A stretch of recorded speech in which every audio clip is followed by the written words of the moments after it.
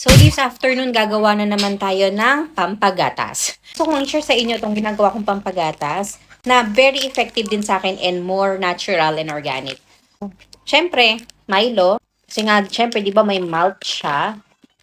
Yun daw yung nakakapagpagatas, yung malt content ng Milo.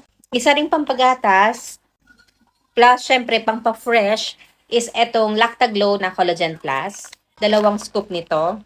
Ito medyo may tamis siya, kaya it serves as natural sweetness sa akin. And 2 scoop. Then, ito na. Pinakulo ang dahon ng malunggay.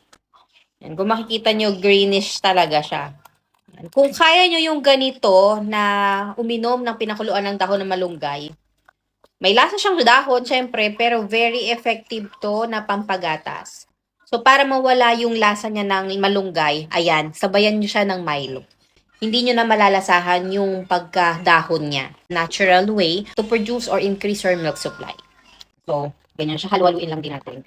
And syempre, maganda to kapag mainit. Mas mabilis makapagpagatas. For me, dahil nga lagi ko itong ginagawa, sanay na din ako sa lasa. Plus, syempre, yung Lactaglow nga, medyo matamis siya. O, diba? Sarap. Try nyo din to.